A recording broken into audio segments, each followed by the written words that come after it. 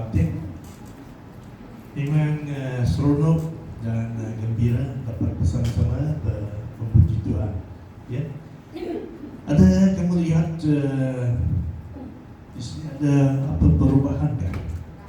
Ada. Minggu lepas ada orang dari kebaktian Myanmar datang. Diorang sudah pindah barang-barang mereka keluar. Dan minggu ini ada ahli-ahli datang untuk tolong membuat siap tempat ini untuk kita menggunakan. Ya, haleluya.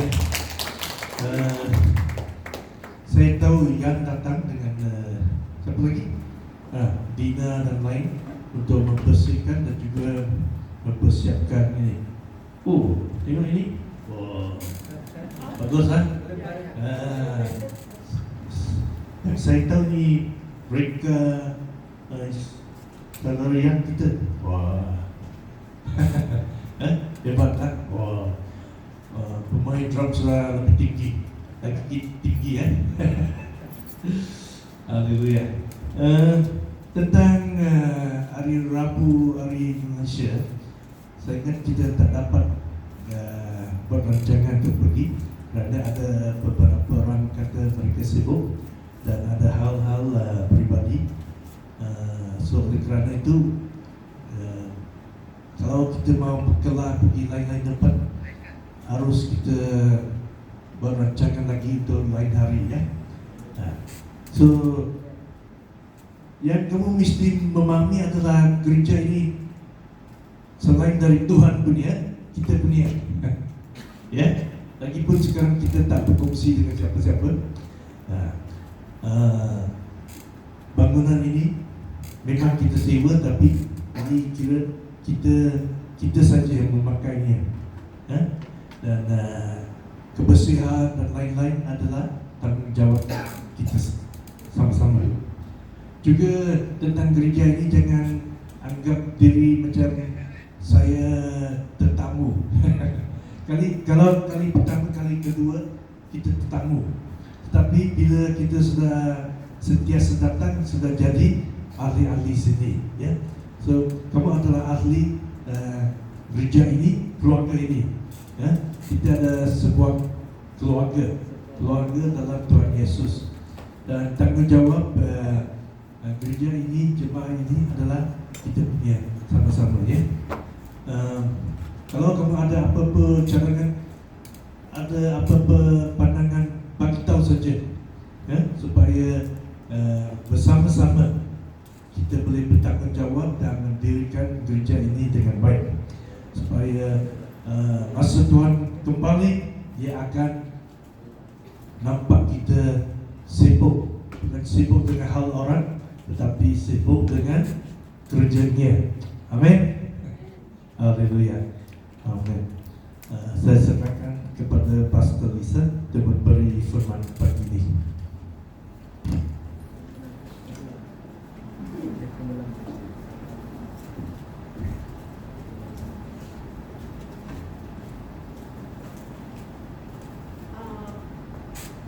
Kalau biasa kita mau buat Sunday School sebab minggu lepas kita sudah bermulakan, tapi hari ini ada 2 orang saja mau menyertai Sunday School kan?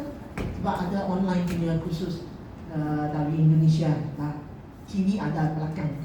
So, tak mau? Nak? Mereka 2 nak. Nanti saya bagi tahu kan pasal ini. Ya, ada penyembahan, menyanyi lagu dan juga khotbahnya dan doa semua ada. Semacam dewasa, khotbah dewasa, macam ibadat dewasa, orang dewasa. So nanti tapi ada orang mau jaga mereka, boleh? Buka itu pintu, boleh dengan buka. Okey. Mari nanti sekejap bila masa tu. Okey, mari kita berdoa dulu. Terima kasih Tuhan Bapa untuk hari ini, firman akan disampaikan. Haleluya.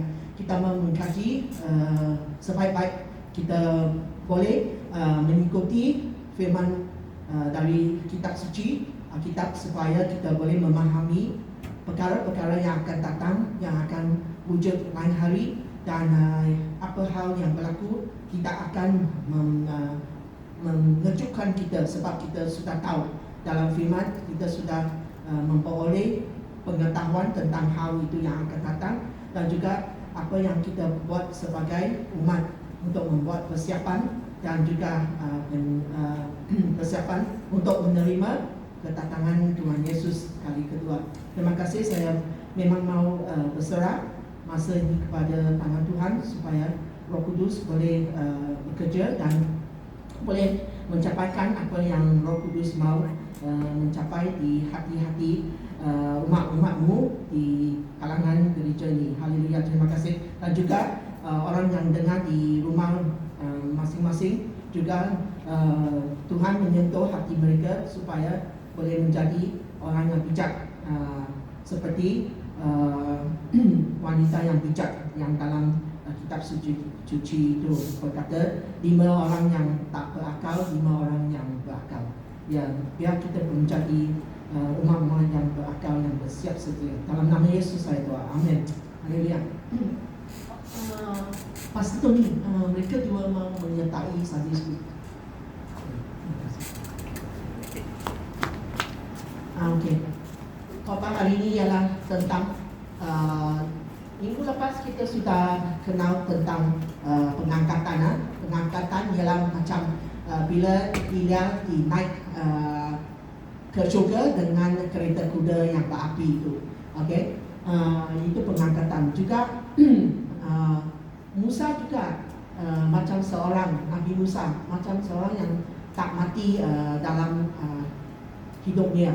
Sebab mereka sebab Musa, kalau you baca Musa dalam perjanjian lama, dia selalu banyak meluangkan masa untuk berdoa dan beribadah dan di hadirat Tuhan. Banyak-banyak kali dia masanya macam sepenuh hati dia selalu beribadah, berdoa di hadirat Tuhan. Jadi bila masa dia untuk tak ada di bumi, dia macam tak mati, macam kita orang yang biasa mati. Dia diangkat saja oleh Tuhan naik syurga. Jadi sebab mereka tak jumpa mayat dia, badan dia yang sudah luput itu tak ada jumpa itu Nabi Musa. Jadi banyak kali ada perkara yang luar biasa kita cakap, bukan normal punya, yang Tuhan pilihkan orang yang tak mati dan angkat terus mereka balik kembali ke syurga. Ya.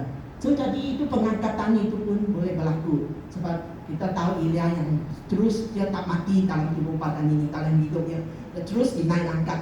Jadi pengangkatan itu akan berlaku juga untuk umat-umat yang percaya dengannya. Lepas itu saya pun cakap siapa yang tertinggalkan akan menghadapi kesusahan yang besar. Dalam bahasa Inggeris, the Great Tribulation, kesusahan yang besar. Lepas itu, lepas 7 tahun yang sudah berlalu itu, lepas itu Yesus akan kembali dengan umat-umatnya untuk memerintah di bumi untuk 1000 tahun. Pemerintahan Yesus di bumi ini untuk 1000 tahun. Okey. Kedatangan Yesus kali kedua meliputi 2 fasa. Nombor 1, pengangkatan umat-umatnya yang diikuti oleh nombor 1 ialah pengangkatan umat-umatnya. Nombor 2, kedatangan Yesus dengan umatnya ke bumi ini, kembali ke bumi ini untuk memerintah untuk 1000 tahun di bumi ini. Mari kita baca apa-apa ayat-ayat yang dari firman Tuhan yang bercakap tentang ini. Zakaria 14. Kalau you balik rumah untuk baca Zakaria 14, memang itu cakap tentang lain hari punya perkara. So bila ada masa, sila baca buku ini, Zakaria 14, pasal 14, ayat 1 sampai akhir. Bacakan, biar lebih jelas. Okay? Kamu akan lari melalui lembah pegununganku itu, sebab lembah pegunungan itu akan sampai ke Azal. kamu akan lari seperti kamu pernah lari dari kerana gempa bumi pada zaman Uzia, Raja Yahuda. Kemudian Tuhanku akan datang bersama-sama semua orang sucinya. Jadi ini ialah Yesus kembali dengan umat-umatnya ke bumi ini untuk memerintah 1000 tahun.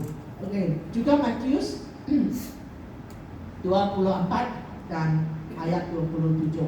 Sesungguhnya anak manusia akan datang seperti kilat yang memancar di seluruh langit, dari timur hingga ke barat. Ya, jadi bagaimana Yesus akan kembali? Dia macam cepat, dia seperti kilat. Kilat you nampak boleh cepat kan? Sudah, bukan slow, tak satu garis yang slow dilukis. Kan? Dia macam kilat, dia cepat. Kilat cepat tak? Kilat cepat. Cepat berlaku. Cepat. Jadi kedatangan anak manusia iaitu Yesus. Okay? Anak manusia itu beribarat dengan Yesus. Dia akan seperti kilat yang memancar di seluruh langit. Boleh nampak di seluruh dunia, seluruh langit. Sama-sama masa. Jadi on the spot, masa itu juga berlaku di seluruh dunia. Dari timur hingga ke barat, boleh nampak. Negara-negara timur, kita memang negara-negara barat atau timur. Tahu tak? Krishna, kita negara di sebelah, kita negara barat atau timur? Timur.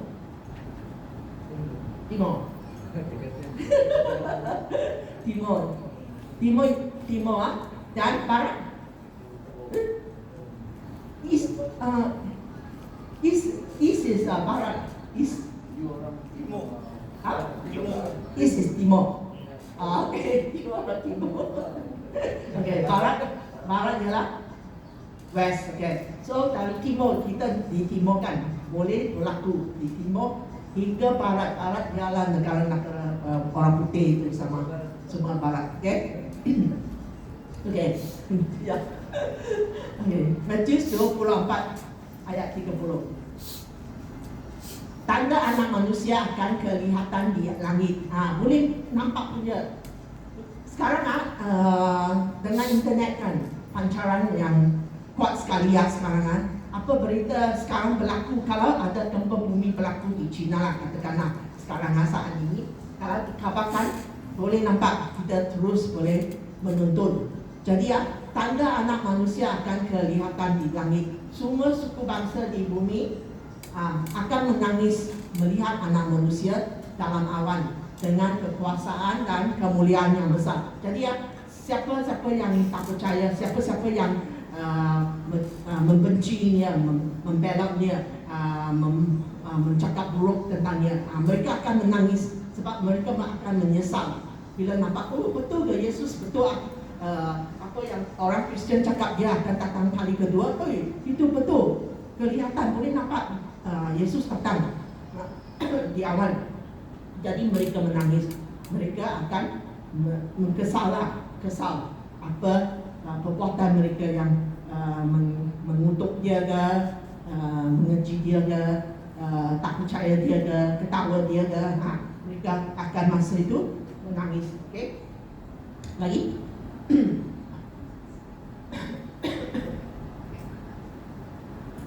Semua orang yang percaya kepada Yesus sudah diangkat naik ke syurga dalam masa pengangkatan.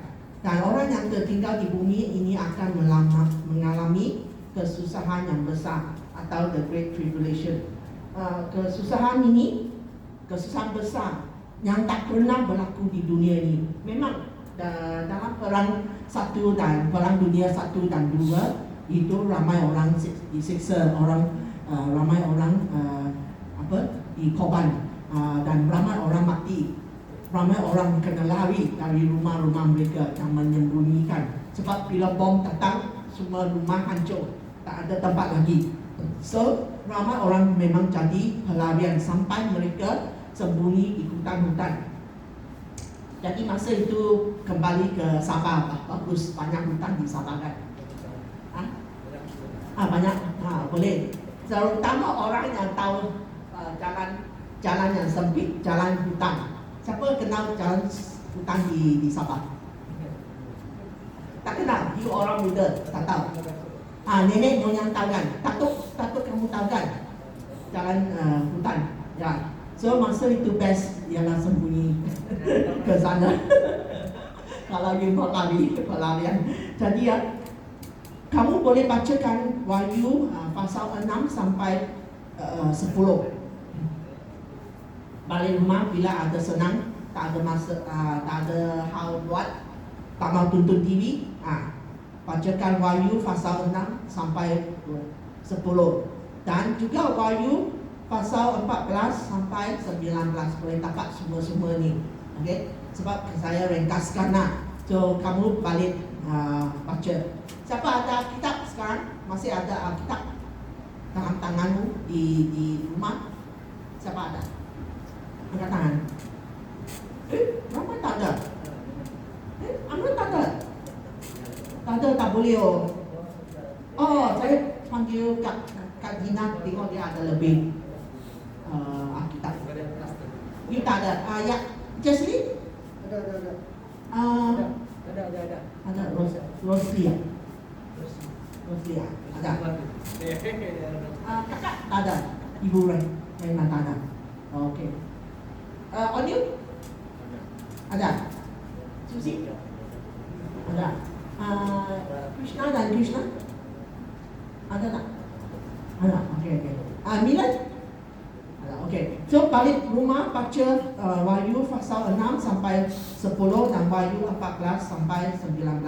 So kita ingatkan 1, 2, 3 orang ada. Onyu ada. So ingatlah, kita akan cuba memberi kepada kamu. Okay. Selepas kesusahan besar, Yesus akan kembali kali kedua penuh dengan kekuasaan dan kemuliaan di atas Bukit Zaitun. So ingat Bukit Zaitun di Israel lah. Okay, kita akan baca Zakaria 14:4. Pada hari itu dia akan berdiri di atas Bukit Zaitun yang berhadapan dengan Yerusalem di sebelah timur. Bukit Zaitun akan terbelah dua dari timur ke barat, sehingga terjadilah sebuah lembah yang amat besar. Separuh daripada bukit itu akan berpindah ke sebelah utara, manakala separuh lagi ke sebelah selatan. Jadi bila Yesus dah kembali, dia berdiri, dia akan muncul, dia akan berhenti, dia dari awan berhenti ke tapak Bukit Zaitun. Bukit Zaitun. Bahasa Inggeris Mount of Olives yang berhadapan dengan Yerusalem. Dia Yerusalem berhadapan. Dan apa yang berlaku? Perkara yang ajaib berlaku. Bukit Zaitun akan terbelah dua, pecah dua dari timur ke barat. Sehingga ada nampak satu lembah yang amat besar. Jadi yang ini sangat dahsyat punya peristiwa. Semua orang boleh nampak peristiwa macam ini. Separuh dari bukit itu akan berpindah macam ke utara, separuh ke selatan. Okey, jadi ini perkara yang boleh nampak punya dengan mata semua orang. Okey, seluruh dunia akan nampak kedatangannya kali kedua. Masa ini juga Tuhan akan menuangkan kemukaan. Ingat tak kemukaan? Apa itu kemukaan? Apa itu kemukaan? Bila saya cakap kemukaan itu, apa maknanya? Kemukaan. Apa itu? Tahu tak? Ya betul. Bagus, tak ada tidur. Kemukaan ialah kemarahan, ya. Kemarahannya kali kedua. Bukan ingat dia datang baby lagi, bukan. Sebab itu semua sudah selesai. Mati atas salib sudah selesai. Tak mau lagi perkara-perkara ini dilakukan lagi, tak payah. Tapi kali kedua dia datang raja atas segala raja. Jadi dia akan tunjukkan kekuasaannya. Dia pun tuangkan kemukaan kemarahannya yang penuh-penuh kepada semua yang tak percaya kepadanya. Ini akan berlaku di Hamagedon. Ada satu tempat bernama Hamagedon. Wahyu 16:16. Wahyu 16:16. Bahasa Inggeris Armageddon, di bahasa Malaysia Hamagedon. Di tempat ini ialah dia menghimpunkan raja-raja itu ke tempat yang disebut Hamagedon dalam bahasa Ibrani. Jadi di masa ini peperangan. Masa ini akan berlaku peperangan. Sebab Tuhan yang sabar hati itu, sekian dia selalu tengok perkara yang berdosa. Banyak-banyak perkara yang berdosa dan menyakitkan hati Tuhan. Dia tahan sampai ada satu hari dia akan menghukumkan dan menuangkan kemukaan kemarahannya kepada negara-negara di dunia ini yang banyak berdosa, orang-orang yang berdosa dan tidak mengikuti perintahnya, tidak menghormati hadiratnya di dunia ini, kewujudan Tuhan Yesus di dunia ini. Jadi di Hamagedon kita akan melihat peperangan. Tak ada mustahil, sebab sekarang peperangan macam mau meletus. Peperangan antara siapa dengan siapa tahu? Siapa tahu? Sekarang di zaman ini, di masa ini kamu hidup, siapa akan lawan dengan siapa? Kabar Amina belum berlaku. Saya kata dengar berita kan, jangan jadi orang yang tak tahu perkara, kan? Krishna apa itu? Tak tahu. Sekarang negara apa mau lawan dengan negara apa? Tiap-tiap hari pun ada kabar. Lawan dalam perniagaan, lawan dalam peperangan. US dengan China kan? US dengan China, China mau ambil balik Taiwan, lagi mau menyerang dekat sini lautan China Selatan, di negara sini mau ambil Filipina pun membantah Vietnam, Malaysia, sebab dia mau angkat perairan di tempat kita. So ramai orang mau melawan. Dan sekarang sepatan India dan China pun ada peperangan yang kecil-kecil itu ada orang mati. Ya, lepas itu orang India kata tak mau beli buatan orang Cina, negara Cina. So mereka tak mau beli buatan dari Cina punya. Lagi itu app Cina punya TikTok ke, siapa pakai TikTok? Siapa ada pakai TikTok dari negara Cina? Ada TikTok? Ada TikTok ke, WeChat ke, semua mereka tak mau ban. Dia hentikan itu semua app dari Cina, tak mau pakai di India. Sampai macam ni sebab mereka lawan di sempatan dekat itu Tibet, Mongolia, dekat itu India, Nepal, di sana mereka sudah berlawan. Jadi ya, masa sekarang kita kedatangan Yesus kian lagi rapat. Masa itu kian lagi ada satu mereka memutuskan untuk jadi satu agama di dunia ini. Kumpulkan semua agama, jadikan satu. Shake hand. Saya agama dengan kamu agama sama. Kita sama-sama beragama kepada satu Tuhan. Tapi ini ialah pergabungan mau sedunia. Lagi iaitu pergabungan sekarang negara-negara Arab mau berbaik dengan negara Israel. So ini semua tanda-tanda yang akan berlaku dalam Alkitab sudah cakap. Ini ialah permulaan perkara-perkara yang akan datang untuk Yesus kembali. Ini ialah tanda-tanda. Bila you nampak hari ini nampak mendung tak? Hari ini ada hujan tak? Bila you bangun hari ini gelap-gelakan, bukan bersinar-sinarkan. So Itu ialah tanda-tanda, oh hari ini hujan, jangan sitai baju di luar. Nanti kena bila you balik dari daripada gereja sudah basah semua. Jangan sitai baju di luar, simpan dalam rumah dulu. Bila matahari bersinar baru keluarkan itu baju. Jadi ini ialah tanda-tanda yang Yesus akan kembali. Jadi kita baca peperangan Harmageddon, apa yang akan berlaku. Wahyu 19. Wahyu 19, 11 sampai 16. Kemudian aku melihat syurga terbuka dan kelihatan seekor kuda putih. Kuda putih. Dia yang menunggangnya dipanggil setia dan benar. Setia dan benar ialah Yesus. Dan dengan keadilan dia menghakimi serta memerangi. Matanya seperti nyala api, dan di atas kepalanya terletak mahkota yang banyak. Ada satu nama tertulis padanya yang tidak diketahui oleh sesiapa pun selain dia. Okey. Lagi. Dia memakai jubah yang bercelup darah dan namanya Firman Tuhan. Siapa yang bercelup darah? Jubah yang bercelup. Boleh tahu siapa tu? Dia cakap tentang siapa? Yesus, ya betul. Yesus sudah berdarah, mengeluarkan darah untuk menyelamatkan kita. Lagi dia ialah keadilan, setia dan benar ialah Yesus. Dia menunggang kuda putih. Okay?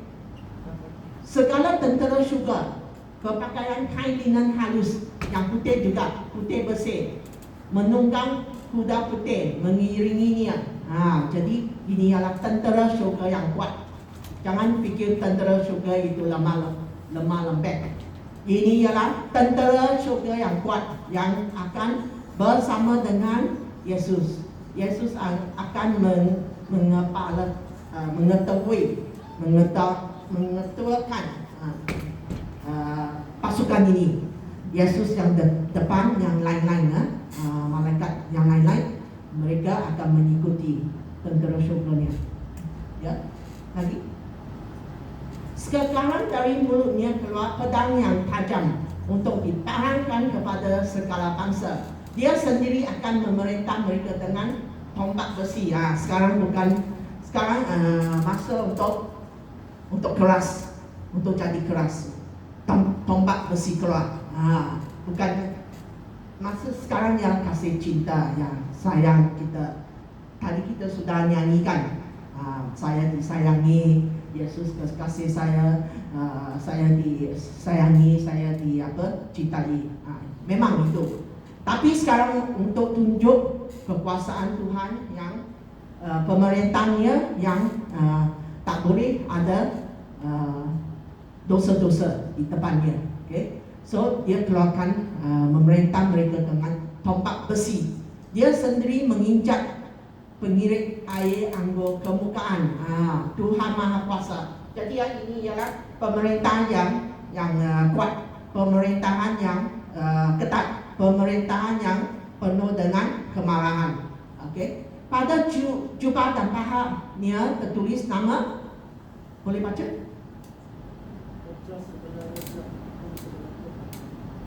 Satu orang saja. Okay, 1, 2, 3. 1, 2, 3.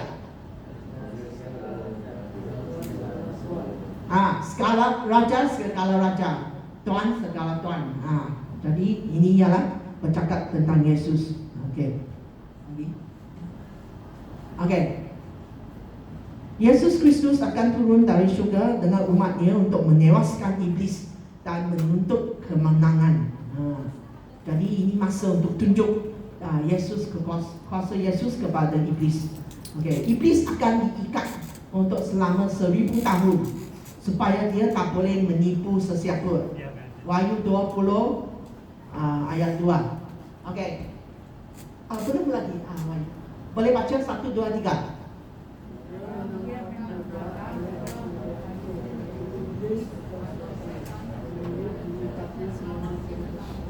Jadi ini simbol naga, dragon, yang biasa orang Cina mau sembahyang naga. Naga ialah tanda apa? Syaitan. Okey, tanda syaitan adalah iblis. Ular purba. Ular purba. Ular itu pun simbol iblis atau syaitan. Jadi jangan menyembah naga. Oh, tengok itu naga. Oh yo, itu sangat comel tahun baru Cina itu. Naga saya mau masuk dia di rumah saya. Tak mau. So jangan ingat menjemput naga ke rumah kamu. Tak mau. Oh ini tak ada lah, ini simbol Chinese New Year saja. Tak mau. Sebab ini naga simbol syaitan. Ini sudah tertulis dengan jelata, ternyata jelas sekali. Jangan jemput itu naga, ular purba. Okey. Ramai orang ada India termasuk di rumah mereka itu dia sembahyang ular itu. Jadi itu ialah seumpama menyembah syaitan. Sebab syaitan ada banyak-banyak jenis keluar. Dia banyak-banyak simbol dia pakai untuk menipu orang. Jadi jangan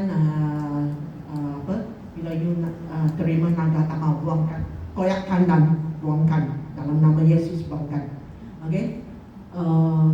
Okey. Jadi Yesus menangkap itu naga, ular purba, iaitu iblis atau syaitan, lalu mengikatnya selama 1000 tahun. Okey.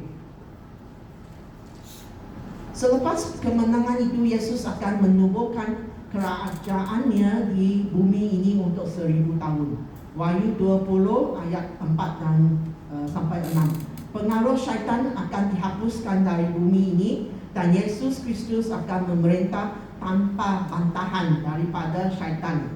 Semua umat yang setia akan bersama Tuhan dan berkongsi dengan Yesus dalam kemenangan ini. Siapa yang setia sampai akhirnya